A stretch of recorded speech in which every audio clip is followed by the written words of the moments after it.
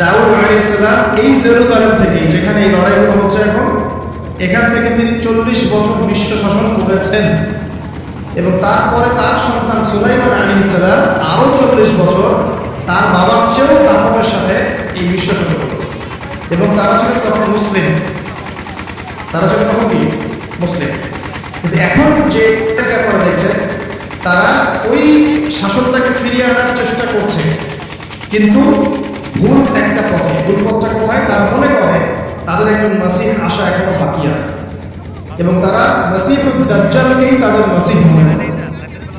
আল্লাহ পাক তাদের মাসিহ পাঠিয়েছিলেন, সেই মাসিহের নাম হচ্ছে ঈসা আলাইহিস সালাম, কিন্তু তারা নিজেরা তাদের মাসিহকে চিনতে ভুল করে তার চেষ্টা করেছে। তারা নবীদেরকে হত্যা করা জাতি, এমনকি তারা আমাদের নবী মুহাম্মদ সাল্লাল্লাহু আলাইহি ওয়াসাল্লামকেও হত্যার চেষ্টা করেছে একাধিকবার। তো তারা মাসিহ ঈসা আলাইহিস সালামকে হত্যার চেষ্টা করেছিল, আল্লাহ পাক তাকে উঠিয়ে দিয়েছে। এবং তাদেরকে পরীক্ষা ফেলে আল্লাহ পাক মাসিহুদ দাজ্জালকেই তাদের কাছে মাসিহ মনে করিয়ে দিয়েছে। এখন তারা দাজ্জালের জন্য তাদের প্ল্যাটফর্মটা রেডি করছে। এই কারণেই এই সংবাদগুলো আপনারা দেখছেন। দাজ্জালের কনসেপ্টটা না বুঝতে পারলে এখনকার জিওপলিটিক্সটা বুঝতে পারবে না। ইউনাইটেড নেশনস আপনাদেরকে জিওপলিটিক্স বোঝাতে পারবে না। জিওপলিটিক্সটা বুঝতে হলে দাজ্জালের কনসেপ্ট লাগবে। তাদের ধারণা, তাদের মাসিহ আসলে পরে তারা ওই থেকেই, জেরুজালেম থেকেই আবার বিশ্ব শাসন করবে, এটা আমার ধারণা। এই ধারণায় তারা বিগত 100 বছর থেকে কাজ করে যাচ্ছে। কত বছর থেকে? এবং কাজ করতে করতে করতে করতে এখন দেখেন কি অবস্থা। প্রায় বেশিরভাগ জায়গায় তারা দখল করে ফেলেছে। তারা রাজনীতি নিয়ন্ত্রণ করে ফেলেছে, তারা রাষ্ট্র গঠন করে ফেলেছে, তারা রাজধানী পর্যন্ত ঘোষণা করেছে, তারা অর্থনীতি নিয়ন্ত্রণ করে ফেলেছে, তারা ব্যাংকিং ব্যবস্থা নিয়ন্ত্রণ করে ফেলেছে, ব্যবসা বাণিজ্যের বড় বড় সেক্টর নিয়ন্ত্রণ করে ফেলেছে, প্রযুক্তিগুলো নিয়ন্ত্রণ করে ফেলেছে, অস্ত্রশস্ত্রগুলো মজুত করে ফেলেছে। এখন তারা যা ইচ্ছা তাই করতে পারে। এই কাজগুলো তারা কেন করছে এটা আপনারা বুঝতে পারছেন না। কেন তারা হাসপাতালে পারবে, কেন শিশুদের থাকবে, কেন নিরীহ ফিলিস্তিনিদেরকে এখান থেকে উৎখাত করবে? কেন? আপনার তো একটা কুকুরের গায়ে লাথি মারতে মায়া লাগে, মায়া লাগে না? কিন্তু কিভাবে নির্দয়ভাবে এই কাজগুলো তারা 100 বছর থেকে করতে পারছে? কারণ তারা মনে করে তারা সঠিক কাজ করছে। তারা মনে করে যে তারা এই জায়গার মূল মালিক, এই জায়গার মূল মালিক তারা এটা মনে করে। এবং তারা নীলনদ, মিশরের নীলনদ থেকে ফরাত নদী পর্যন্ত পুরো জায়গাটাকে হোলি ল্যান্ড মনে করে, পবিত্র জায়গা মনে করে। এবং তারা মনে করে যে আল্লাহ পাক তাদেরকে ওই জায়গাটা দিয়েছেন, এই জায়গায় ফিলিস্তিনিদের থাকার কোনো অধিকার নাই। এই কারণেই তারা মুসলমানদের উপর বিগত এই 70-80 বছর থেকে, বলা যায় প্রায় 100 বছর থেকে, কারণ 1914 সালে তারা ঢুকেছে, এখন 2023 সাল চলছে, এই পুরো সময়টা জুড়ে তারা যে নির্বিচার বাড়িঘর দখল করা, জমি দখল করা, ধর্ষণ, শিশু হত্যা, ভাইদেরকে কারাগারে নিক্ষেপ করা, নির্বিচার হত্যাযজ্ঞ, এগুলো কেন চালাচ্ছে? কারণ তারা মনে করে ওই জায়গাটা তাদের, এবং তারা মনে করে যে তাদের মাসিহ আসা মাত্রই তারা ওইখান থেকে বিশ্বটাকে শাসন করবে। এবার কি মিলাতে পারছেন বিষয়টা কোন দিকে যাচ্ছে? এবং সত্যি কথা বলতে কি, তাদের মাসিহ, তারা যাকে মাসিহ মনে করে, সেই মাসিহুদ দাজ্জাল সত্যি সত্যি সেখান থেকে আসবে এবং ইহুদিদেরকে নিয়ে সে বিশ্ব শাসন করবেও। দাজ্জাল আসবেও এবং ইহুদিদেরকে নিয়ে সে বিশ্ব শাসন করবেও। এটা আমাদের নবী সাল্লাল্লাহু আলাইহি ওয়াসাল্লাম বলে গেছে। এটা হবে সর্বশেষ জালেমদের শাসন, সর্বশেষ। এবং কত দিন শাসন করবে সেটাও নবীজি বলে গিয়েছেন সাল্লাল্লাহু আলাইহি ওয়াসাল্লাম। আল্লাহ নবী বলে গিয়েছেন সে শাসন করবে 40 দিন। কতদিন? যার প্রথম দিনটা হবে 1 বছরের সময়, অলৌকিক না বিষয়টা। দ্বিতীয় দিনটা হবে 1 মাসের সময়, তৃতীয় দিনটা হবে 1 সপ্তাহের সময়, বাকি দিনগুলো হবে আমাদের দিনের মতো। পৃথিবীর সামনে এটা অপেক্ষা করছে, পৃথিবীর সামনে এটা আশা অপেক্ষা করছে। এই যে মধ্যে দৌরত্ব আপনি দেখছেন জাহেরিস্টদের, এটা এমনি না। পশ্চিমা মদত, আমেরিকার সাহায্য, ব্রিটেনের সাহায্য, পুরো পশ্চিমা বিশ্বের সাহায্য, এত শক্তি, এত দাপট তারা দেখাচ্ছে, যা ইচ্ছা তাই করে ফেলছে। ইচ্ছা হলে 200টা বাচ্চাকে মেরে ফেললাম, কেউ বলার কিছু নাই। আশপাশে আরব কান্ট্রিগুলো তাকায় তাকায় ফুটবল খেলা দেখছে, ঠিক আছে? সবাই সর্বোচ্চ এতটুকু বলতে পারে, আমরা নিন্দা জানাই, আমরা তীব্র প্রতিবাদ জানাই। That's all. আরবের তেল সব নিয়ন্ত্রণ করে ফেলেছে। আরবের চতুর্পাশে তার প্রতিবেশী রাষ্ট্র স্থাপন করেছে, প্রত্যেকটা রাষ্ট্র সে মুনাফিকদেরকে বসিয়ে দিয়েছে। এত এত কিছু কিভাবে করতে পারছে? কি মনে হয় আপনাদের কাছে? এমনি এমনি নয়, এর সাথে মাসিহুদ দাজ্জালের একটা গভীর সম্পর্ক আছে। এবং দাজ্জাল এই ইহুদিদেরকে নিয়েই বিশ্ব শাসন করবে, নবী সাল্লাল্লাহু আলাইহি ওয়াসাল্লাম বলে গেছেন। আর এই ইহুদিরা নবীর যুগে কি হাল ছিল? বনু খুরাইজা, বনু কাইনুকা, বনু নাসির, এই তিনটা কওমের সাথে আল্লাহ নবী নিজে সশস্ত্র যুদ্ধ করেছেন। কোরআনকে বের করে দিয়েছেন মদিনা থেকে। তারপর তারা খায়বারে গিয়ে আশ্রয় নিয়েছে। আলী রাদিয়াল্লাহু আনহু এই খায়বারও বিজয় হয়েছে। সবাইকে বের করার পরে নবীজি ইন্তেকালের কয়েকদিন আগে বলে নিয়েছিলেন, বাকি যারা আছে অবশিষ্ট এদেরকে তোমরা এই জাজিরাতুল আরব থেকে বের করে দিও। কে বলে দিয়েছিলেন? এখন তার উম্মত দেখেন কি অবস্থা। চারপাশে বসে ওই জেরুজালেমের চারপাশে আরো 10টা মহল আছে, বসে বসে তামাশা দেখছে। 100 বছর হয়ে গেল। তো আমি এই জায়গা থেকে মনে আসছি, ওইখান থেকেই দাউদ আলাইহিস সালাম বিশ্ব শাসন করেছিলেন। আল্লাহ পাক তাকে বলছেন খলিফা। কি করেছিলেন তিনি? আল্লাহ পাক তাকে বলছেন, ইয়া দাউদ, মনোযোগের সাথে শোনেন, হে দাউদ, ইন্না জাআলনাকা খলিফাতান ফিল আরদ, আমি আল্লাহ তোমাকে এই জমিনে খলিফা করেছি। সুবহানাল্লাহ। এবং ওই জমিন বলতে কিন্তু এখন জেরুজালেম, আরব মানে এখানে কিন্তু ওই বাইতুল মুকাদ্দাস, তিনি ওখান থেকেই বিশ্ব শাসন করেছিলেন। তোমার দায়িত্ব কি হে দাউদ? তোমার কাজটা কি? ফাহকুম বাইনান নাসি বিল হক, সূরা সাদ বলেন। তোমার কাজ হচ্ছে মানুষের মাঝে, অনুসারী জনগণের মাঝে তুমি ন্যায় বিচার প্রতিষ্ঠা করো। কি করবে? তার মানে একজন যে কেউ, একজন মেম্বার হোক, একজন চেয়ারম্যান হোক, একজন এমপি হোক, একজন মন্ত্রী হোক, একজন পিএম হোক, যাকে আল্লাহ পাক যেখানে দায়িত্ব দেবেন, খলিফা হিসেবে তার কাজকে বলেন না ফাহকুম বাইনান নাসি বিল হক, সত্য ন্যায়ের মানদণ্ডে মানুষের মাঝখানে বিচার ফয়সালা, বাস এটা আপনার কাজ।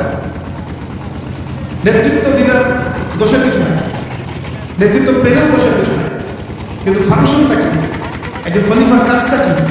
আবু বকর সিদ্দিক কেমন খলিফা ছিলেন? ওমর কেমন ছিলেন? উসমান কেমন ছিলেন? আলী কেমন ছিলেন? রাদিয়াল্লাহু আনহুম আজমাইন। তারা এই আয়াতের উপর আমল করতেন। ফাহকুম বাইনান নাসি বিল হক, মানুষের মাঝখানে ন্যায় বিচার। ন্যায় বিচার কথা বলা হচ্ছে, ন্যায় বিচার। এখন ন্যায় বিচার কতটুকু কি হচ্ছে না হচ্ছে না আপনারা আমার চেয়ে ভালো জানেন, আমি এই সত্যি কথা বলতে চাই না। কিন্তু আমাদের কাজ এতটুকু, যাকে আল্লাহ যেখানে দায়িত্ব দিবেন ন্যায় বিচার। আরো আল্লাহ বলছেন, আয়াতটা শেষ হয়নি, আরো সামনে একটু আছে। আল্লাহ বলছেন, ওয়ালা তাত্তাবি'ল হাওয়া, ন্যায় বিচার করো এবং নিজের হাওয়া প্রবৃত্তির অনুসরণ করো। নিজের মন গড়া বিধানের অনুসরণ করো না, নিজের প্রবৃত্তির দাসত্ব করো না। যদি করো তাহলে কি হবে?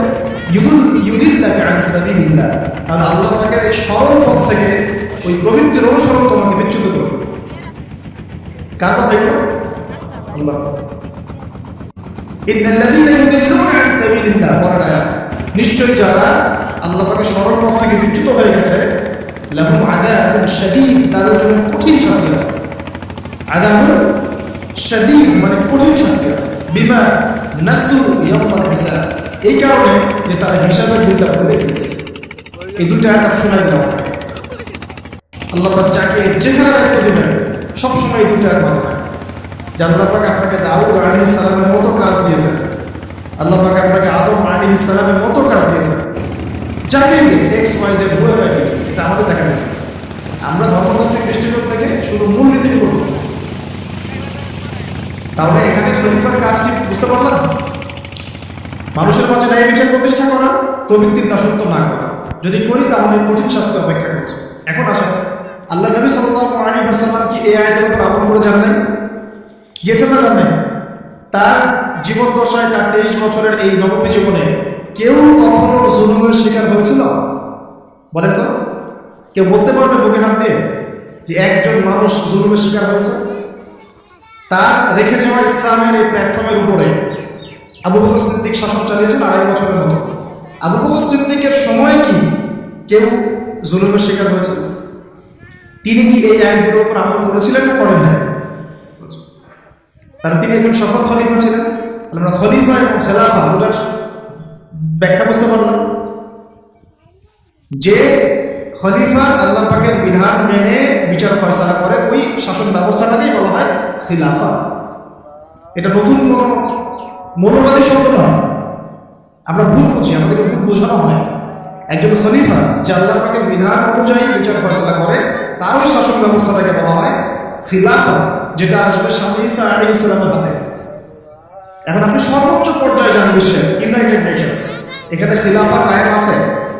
অনেস্টলি বলেন, এখানে কি আল্লাহর বিধান দিয়ে বিচার ফয়সালা করা হয়, নাকি ওদের পশ্চিমাদের মন করা বিধান দিয়ে করা হয়?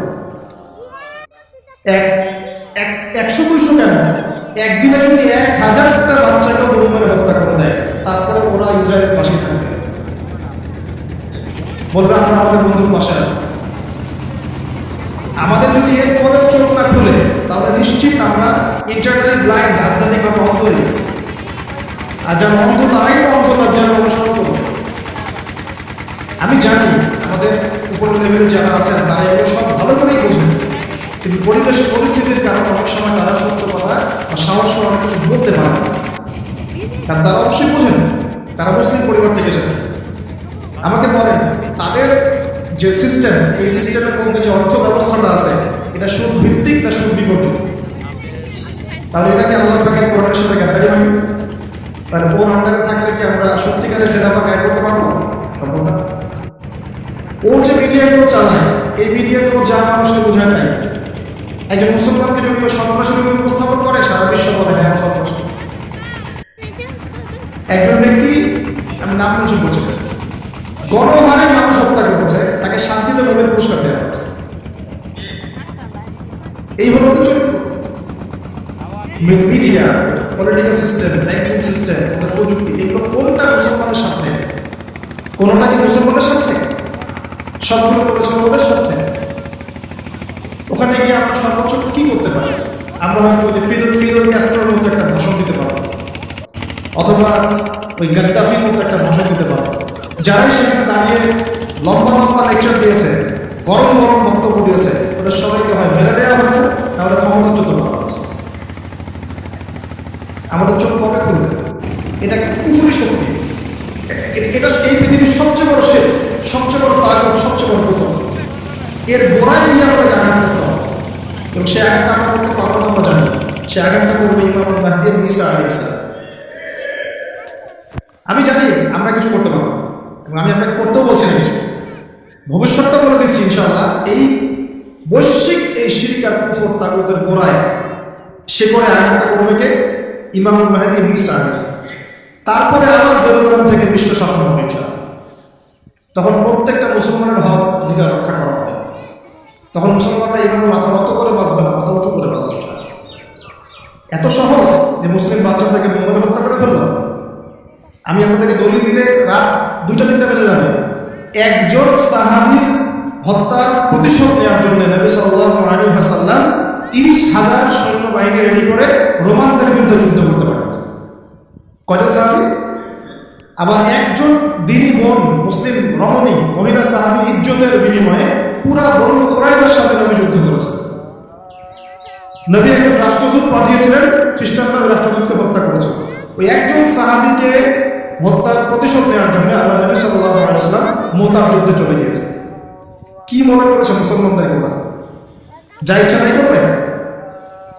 যখনই মুসলিমরা ইসলামের পক্ষে কথা বলার চেষ্টা করে অথবা সত্য অবস্থান দেখানোর চেষ্টা করে, ওরা একটা অস্ত্র প্রয়োগ করে, স্যাংশন দিয়ে দিব, তারপরে কি করবো, টাকার মান কমিয়ে দিব, ভিসা বাতিল করে দিব। অনেক সমস্যা ওদের কাছে, এরকম 70 থেকে 72টা অস্ত্র থাকে, একটা একটা করে প্রয়োগ করে। স্যাংশন একটা অস্ত্র, ভিসা একটা অস্ত্র, টাকার মান ইনফ্লেশন হবে একটা অস্ত্র, ঋণ দেওয়া বন্ধ করে দেবো একটা অস্ত্র, IMF-এর লোন দিব একটা অস্ত্র। এরকম অস্ত্র শেষ করে এগুলো আপনারা সবাই বুঝবেন না, পলিটিশিয়ানরা বুঝবেন। এই শক্তিটা, এই পুরো পশ্চিমাদের এই পুরো শক্তিটা, আমি বলছি না তাদের মধ্যে ভালো মানুষ না, এটা বলছি না। এটা যারা নিয়ন্ত্রণ করে তাদের নাম জায়নিস্ট। তারা কারা? এই জায়নিস্টরা কখনোই মুসলমানদের সাথে কাজ করবে না। পশ্চিমকালেও তারা এই মুসলিম বাচ্চাদের রক্তের বদলা দিবে না। পশ্চিমকালেও তারা আমাদের এই ভাই বোনদের জীবনের মূল্য দিতে পারবে না। তারা আমাদের পক্ষে অবস্থান নিবে না। হাজার হাজার মুসলিমকে মেরে ফেলার পরেও তারা ওদেরই পক্ষে অবস্থান নিবে। এমনকি যে এগুলো নিয়ে কথা পর্যন্ত বলবেন, তাকে গুপ্ত হত্যা করে হত্যা করতে হবে। সিক্রেটস অফ জায়নিজম বইটা পড়ে দেখেন, হেনরি ফোর্ডের লেখা। উনি নিজেও একজন ওদের একজন ছিলেন, বের হয়ে এসেছিলেন, পরে সৎপথে এসে বইটা লিখেছেন। বইটা পড়ে দেখেন, পড়াশোনা করেন, আমাদেরকে চোখটা খোলা রেখে চলতে হবে। আমি এই মূল জায়গা থেকে আস্তে আস্তে শেষের দিকে আসতেছি, একটু মনোযোগ ধরে রাখেন। এটা হলো খেলাফা এবং খলিফা ফাংশন। এখন আবু বকর সিদ্দিককে এটা আমার উপরে দেখেন নাই, উমর ইবনে খাত্তাব তার 10 বছরের শাসন, কত বছর? এই 10 বছরে আপনি একজন মানুষ দেখান যে অনাহারে মারা গেছে বা দারিদ্র সীমার নিচে ছিল, বা ওই 10 বছরে একজন মুসলিম বোনকে বোনের ইজ্জত হানি করা হয়েছে, একটা বাচ্চাকে হত্যা করতে পেরেছে, বা একজন মুসলিম ভাইকে অন্যায়ভাবে হত্যা করেছে, বা শুধু মুসলমানদের উপরে গরম গরম কথা পর্যন্ত বলেছে, একটা দলিল ফেলে দেয় 10 বছরের দেখাতে পারে। বরং মানুষ চাকরি ছেড়ে দিচ্ছে এসে, ইয়া আমিরুল মুমিনিন, আমার কোর্টে তো মামলাই আসে না, আমাকে অযথা বেতন দেন। এই যে বর্তমান রাষ্ট্র ব্যবস্থার কাঠামো, এটা ওমর রাদিয়াল্লাহু আনহু দিয়েছেন। তার জীবনী পড়ে দেখেন, ইতিহাসগুলো পড়ে দেখেন।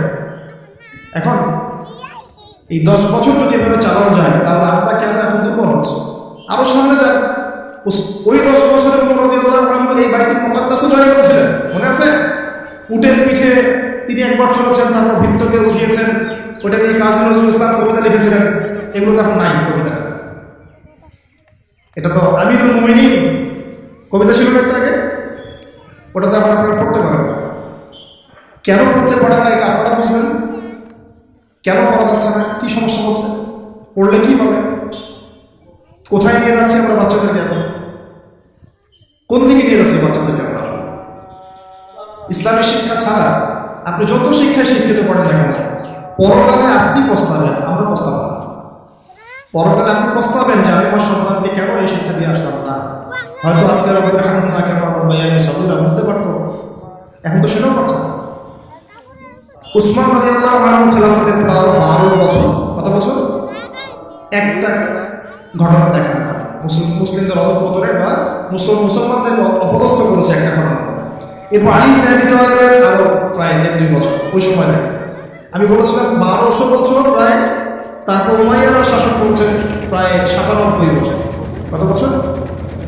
নিজেদের মধ্যে অনেক সমস্যা হয়েছিল, যেমন এখন আমাদের সবাই মুসলিম ভাই পলিটিক্যালি নিজেদের মধ্যে সমস্যা হয় না, এরকম সমস্যা হয়েছিল উমাইয়া খেলাফতে, উসমান রাদিয়াল্লাহু আনহুর সময়, আলী ইবনে আবি তালেবের সময়। কিন্তু কখনো বাইরের শত্রুদের কাছে আমরা পরাজিত হই। মানে আমার ঘরে কি সমস্যা আছে, আমি সেটা ঘরে বসবো, ভাইয়ের সাথে ভাইয়ের সমস্যা হচ্ছে, ওকে ঠিক আছে, হাতাহাতি হয়েছে, মারামারি হয়েছে, অস্ত্রের মুখোমুখি হয়েছে, এটা আমার ঘরের সমস্যা। কিন্তু বহির্বিশ্বে মুসলমানদের উপর চোখ রাঙিয়ে কথা বলেছে এমন একটা জাতি খুঁজে পাওয়া যেত। 97 বছর উমাইয়ারা করছে, তারপরে আব্বাসীয়রা এসেছে, আব্বাসীয়রা এসে প্রায় 550 বছর চালিয়েছে। কত বছর?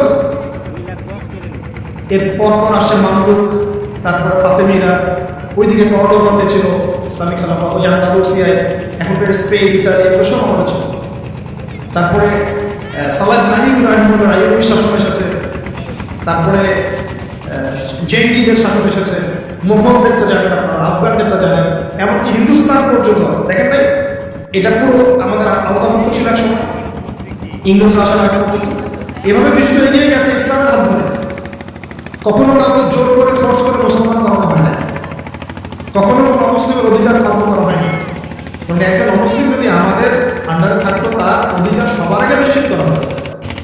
যাকাত সবাই প্রদান করতো, সালাত আদায় করতো, সবাই কোরআন বলা ছিল, ওলামায়ে কেরামদেরকে সম্মান করা হতো, মসজিদ মাদ্রাসা করে তোলা হয়েছিল, সুদ ছিল না, অনেক হালাল খেত, এবং মুসলিমদের একটা ঐক্যবদ্ধ সামরিক শক্তি ছিল। আস্তে আস্তে আস্তে আস্তে বিগত বেশি দিন না, আমার স্টাডি হচ্ছে বিগত মাত্র 100 থেকে 150 বছর, লাস্ট 100 থেকে 150 বছরে আমাদের পুরো টেবিলটাই উল্টে গেছে। এক্স্যাক্টলি উসমানী খেলাফতের পতনের সময়, 1914 সালে এর পতন ঘটেছে, প্রথম বিশ্বযুদ্ধের সময়। এরপর থেকেই কেন জানি এই যে বিগত 100 বছরে পুরো বিশ্বের চিত্রটাই উল্টে গেল।